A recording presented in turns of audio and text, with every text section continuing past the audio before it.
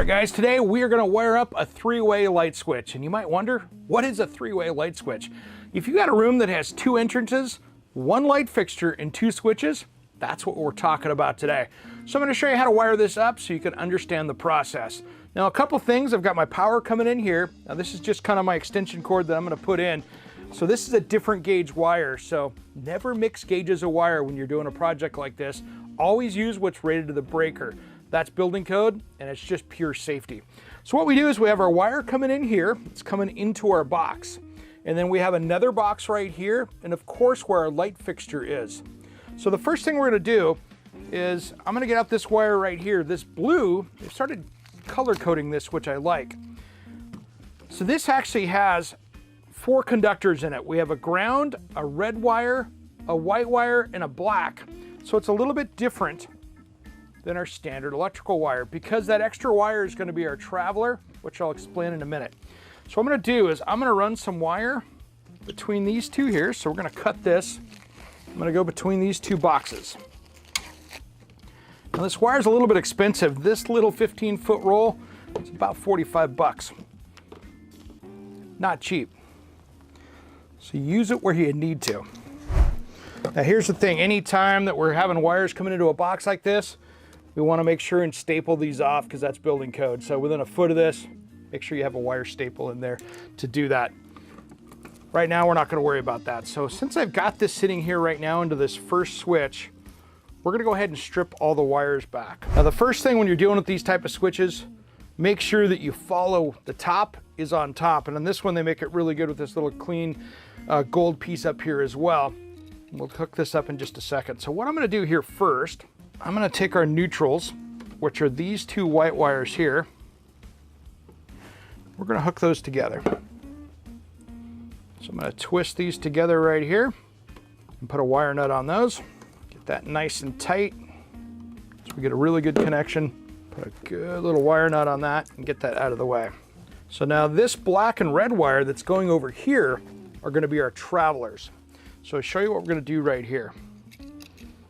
So I'm going to take our ground pigtail, which is right in here. I always do the ground first. All right, this is our power wire coming in here. That's going to come over here to this black screw over here. So that's our power coming in. So I'm going to go ahead and slide this in over here. Get that hooked up. Now there are 2 gold screws on the side of this 3-way switch that we see right here on this side and right here on this side. This is where our 2 travelers are going to go, and that's going to be the power that goes between these to make sure that that circuit works. All right, guys, one common question is with those travelers, does it matter red and black? It doesn't. So we just have power going to the other side. That just completes the circuit, so it doesn't really matter for that. All right, guys, so I'm going to use this 14-2 because we're powered between the switches, so we only need a standard wire to go from here up to the light box. So let's go ahead and put this up here. I'm going to feed this through. Cut this to length so I have some room for that.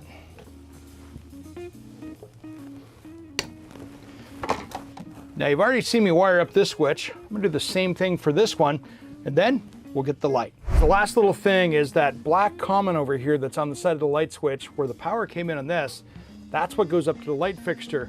The rest of it, it's just like hooking up a regular light fixture. Let's give this thing a test. There we go. So if I'm in a hallway entering the room from this side, we can do it this way. If I'm coming in from the other side, and the power is using that traveler between these two to make sure this switch works no matter what side of the room you come in. Now there's an easier way of doing this without having to do all this traveler wire and stuff if you're rewiring up.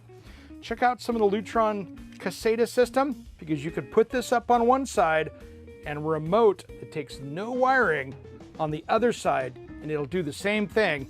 You won't even have to buy the expensive wire in between. That's the easy button for this. And that is how you do a 3-way light switch. All right, guys, it is gutter maintenance day, which to me seems to happen about every 60 days. And as you can tell, I should have done it a lot sooner. This is like a swamp right here. I have got so much water plugged up in here and the brackets are failing. So it's time to give this thing a little bit of a tune-up. The first thing I'm gonna do is I'm gonna clear this out so we can at least get the water and some of the weight out of it. So I'm gonna come over here. I know I've got a screen back here. All right, as that slowly drains, I'm gonna grab my bucket here and start filling this up. So that way, this water's gone. Now there's a couple ways to do this, and the messy way would be to get up here with my leaf blower and blow this out, and then I got hours of cleanup down below. So today we're just gonna use a 5-gallon bucket, start getting this stuff out of here, so that way I have a little bit less of a mess. And with all this wet stuff, it's good to get this out of here. Now, yeah, I might need gutter covers one of these days, but that's gonna be a whole new gutter system. For now, I'm gonna try to keep this going. And so I'm just gonna get all this organic matter out of here. I tell you what, it smells awesome. I wish you could be here for it. As you can tell, this thing is so weighed down, it's actually starting to sag down. So what I'm gonna do here is, you can tell, look at right there, that's the nail holding the gutter in, which means it's not doing its job. So we're gonna put these new brackets, and I just jumped online and ordered these. So what we're gonna do is we're gonna carefully lift this shingle up. And there's this groove right here that we're gonna slide over the back of the gutter. So you wanna do this without breaking the shingles. And then I'm gonna come in here, just like that, to grab it. And then all we have to do is push this up where we want it.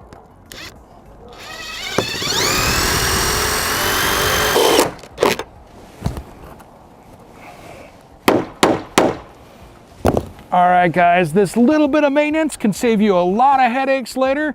It's smelly, it's cold, it's wet, it's nasty, but I know you can do it. It's gonna save you a ton of repairs later.